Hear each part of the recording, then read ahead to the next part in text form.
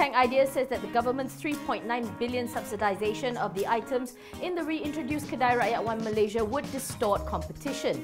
This is because some of the items such as cooking gas, oil and flour would be sold below market prices. Economist Adli Amirullah says it is unfair for small businesses to have to sell the items at market price while Krim can sell it at lower prices thanks to the subsidies. Adli says that with Krim, local businesses would have no motivation to invest capital to open grocery stores. He adds that the government should concentrate on being a market regulator rather than a market player. And instead, the government should find other ways to reduce the burden on the Rakyat. The first Krim had been set up in 2011 and was operated by a unit of Maidin. The stores were later closed to improve the initiative and now have Perbadanan Nasional Berhad in the driver's seat.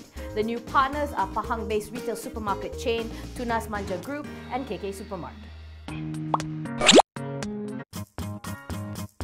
The World Bank says that the world should be on the lookout for a potential crisis, especially in light of the current vibrant markets. This is because financial stress is a near-term risk to strong economic growth forecasts. World Bank Director for Development Prospects Group Ayan Kose pointed out that every decade since the 1970s has seen a crisis accompanied by a recession. He says that the likelihood of a potential crisis should always be at the back of our minds and that the sudden repricing of risk could lead to higher volatility. Kose says that inflationary pressures were being seen in both advanced economies and emerging markets, but adds that economic growth is expected to remain resilient as financial systems are much better equipped today to face potential stresses. Malaysia Marine and Heavy Engineering Holdings Berhad or MHB returned to the black for its fourth quarter as its heavy engineering segment did better. The company reported a net profit of 48.1 million for the quarter compared to a net loss of 119.7 million last year. But revenue declined by just over 18% to 248 million from 303.6 million. MHB also declared a dividend of 3 cents per share. It was a similar story for MHB's full-year report card. Net profit clocked in at 34.2 million compared with a net loss of 134.3 million last year, while revenue slipped 19.7% to 956.4 million. Looking ahead, MHB remains cautious on its prospects, but it's positive on its offshore fabrication projects, which will contribute to revenue, adding that it will continue its efforts on cost management, strengthening its position in existing markets and expanding into new ones.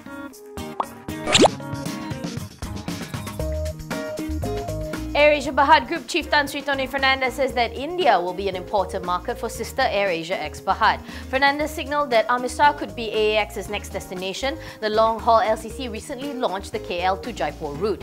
Fernandes said that he was super proud of the turnaround happening at AAX and it needs to finish cleaning up the balance sheet in the fourth quarter, but that 2018 is going to be a good year. In fact, he said that it would be a good year overall for the low-cost airline industry. He tweeted that the stars are lining up with the strong ringgit and lower oil, and that fuel demand will continue to go down.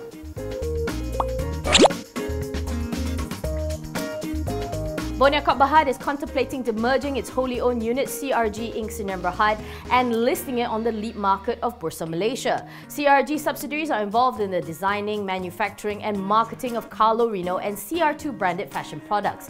Borneo is proposing to distribute its entire shareholding in CRG by way of dividend in specie to its shareholders. According to Borneo, the proposals were to reward its shareholders and enable CRG to gain corporate status and more fundraising options. CRG's business currently contributes 15.5% to Borneo's revenue, 8.8% to profit before tax, and 15% to net assets.